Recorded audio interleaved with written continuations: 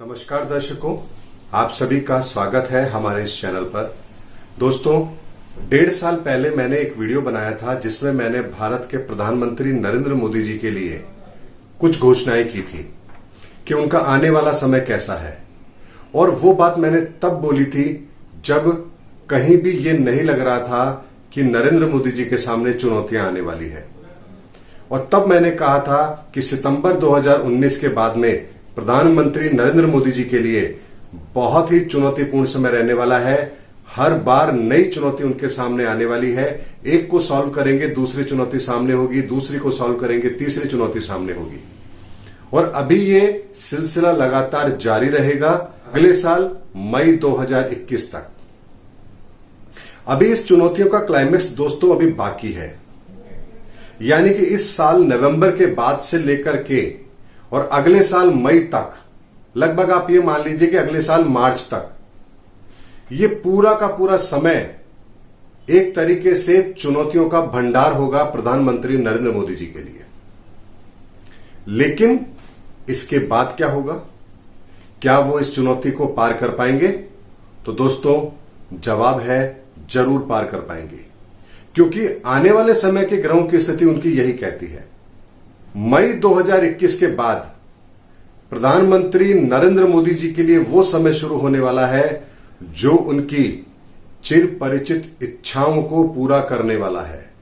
यानी जो वो चाहते थे अपने जीवन में कुछ करना, या जो मुकाम वो पाना चाहते थे, या जो उनका सपना था, वो सब पूरा करने का समय मई 2021 के बाद उनको मिलने वाला है। ये वो समय होगा जिसकी कि वो बहुत लंबे समय से तलाश कर रहे थे, उस मौके का इंतजार कर रहे थे। वो समय मई 2021 के बाद आने वाला है। और लगभग अगले 5 माह तक, यानी नवंबर तक, मई 2021 से नवंबर 2021 तक, ये वो हर काम करेंगे जो ये करना चाहते थे, जो इनकी प्राथमिकता थी और जिसके लिए राजनीति में आए, जो इनकी जिंदगी का उद्देश्य है, वो हर काम ये मई 2021 से लेकर नवंबर 2021 के बीच में करेंगे। और मई 2021 तक इनके सारे धूर विरोधी भी यहां पर राजनीतिक तौर पर हताश, परेशान, निराश और खत्म हो चुके होंगे। और उसके बाद इन्हें जो समय मिलेगा वो एक तरफा होगा, जो इनको अपनी उपलब्धियों को हासिल करने में किसी तरह की कोई दिक्कत नहीं देने वाला है। और नवंबर 2021 के बाद ये एकमात्र सर्वमान्य नेता होंगे, भारत के लिए ही नहीं पूरे विश्व के लिए। ये स्थिति इनके ग्रहों के आधार पर बन रही है दोस्तों। हो सकता है बहुत से लोग मेरी इस बात को सुनकर, मेरे इस वीडियो को देख करके आग बबूला हो जाएं, या बहुत से लोग खुशी से उछल पड़े। लेकिन दोस्तों, ये ना क्रोधित होने का समय है, ना खुशी में उछलने का समय है। यह समझने का विषय है कि कैसे व्यक्ति को जिंदगी के अंदर वो हासिल होता है जो वो पाना चाहता है। लेकिन सिर्फ एक चीज है कि व्यक्ति को निरंतर अपना कर्म करते रहना चाहिए। अगर उसके कर्म की गति, कर्म की दिशा कभी नहीं बदलती है, तो ग्रहों का वो फल भी उसे पूर्ण रूप से मिलता है, चाहे फिर दुनिया के अंदर कितनी ही चुनौतियां उस व्यक्ति को क्यों ना मिल रही हो।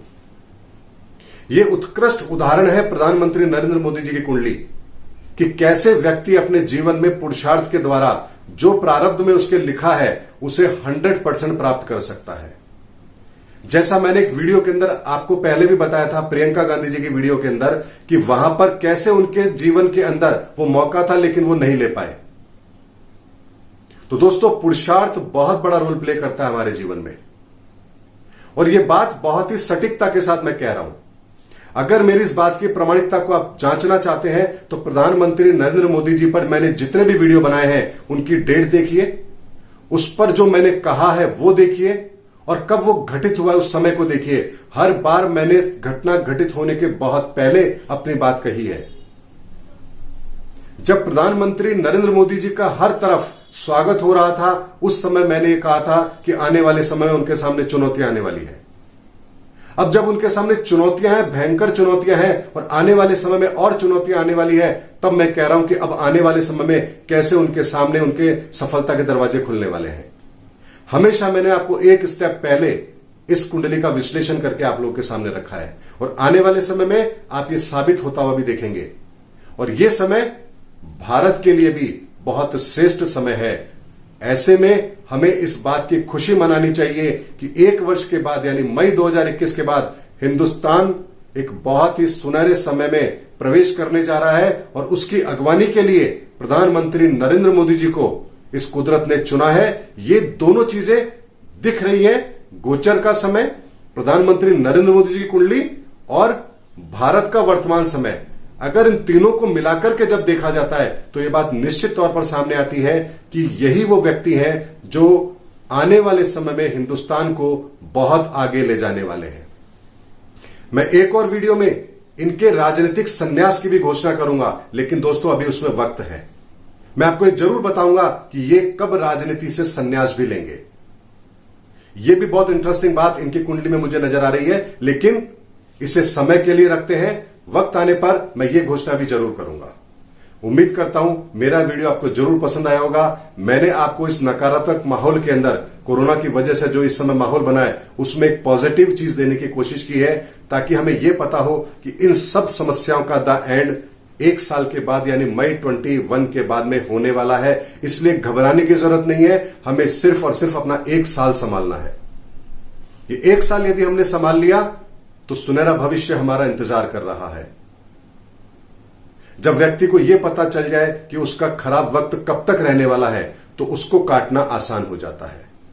तो इस समय पर करोड़ों भारतीय जो इस समय ये आस लगाए बैठे हैं कि कोरोना की वजह से जो स्थिति बनी है इससे हम कब बाहर निकलेंगे, कब हमारे दिन सही होंगे, तो ये वो जवाब है कि दोस्तों एक साल का केवल इंतजार है। उसके बाद हमारे जीवन से लगभग 25 से 30 सालों के लिए समस्याएं खत्म हो जाएंगी। फिर बड़ा परिवर्तन 30 साल के बाद फिर आएगा। तब तक कोई बहुत बड़ा नेगेटिव यहां पर हिंदुस्तान को नहीं, पूरी दुनिया को नहीं देखना पड़ेगा।